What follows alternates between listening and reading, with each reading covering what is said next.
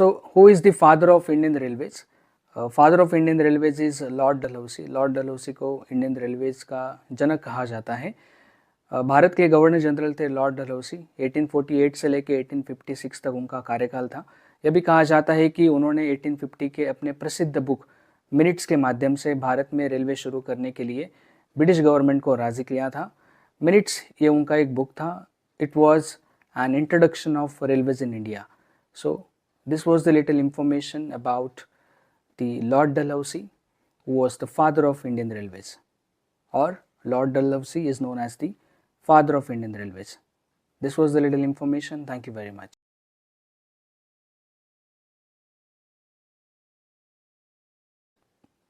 भारत की जो पहली रेलवे है उसके बारे में एक छोटी सी इंफॉर्मेशन आप सबको बताना चाहूँगा। भारत की जो पहली ट्रेन है, पहली रेलवे जो है, ये 16 अप्रैल 1853 को बोरीबंदर, जो कि उस वक्त के बॉम्बे में था, बोरीबंदर और ठाणे के बीच 34 किलोमीटर दूरी तक चली थी। इसे साहिब, सुल्तान और सिंध नामक 3 इंजनों द्वारा ऑपरेट किया गया था और इसमें कुल मिला के 14 डब्बे थे और टोटल पैसेंजर्स कितने थे? टोटल 400 पैसेंजर्स इसमें थे। इसके रिगार्डिंग डिटेल में इंफॉर्मेशन मैंने ऊपर दी है, please check. Thank you very much.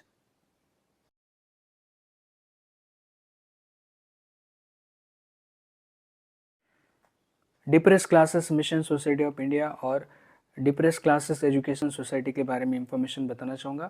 Depressed classes mission society of India की स्थापना महर्षि विट्ठल रामजी शिंदे जी ने की थी। इन्होंने 12 अक्टूबर 1906 को मुंबई में इसकी स्थापना की और क्यों की थी? दलितों को शिक्षा मिले, इसलिए उन्होंने depress classes mission society of India की स्थापना की।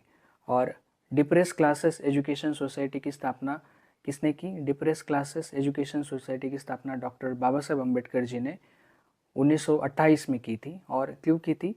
अस्पृश्यों या दलितों की अपलिफ्टमेंट के लिए डॉक्टर बाबा साहेब अम्बेडकर जी ने डिप्रेस क्लासेस एजुकेशन सोसाइटी की स्थापना की।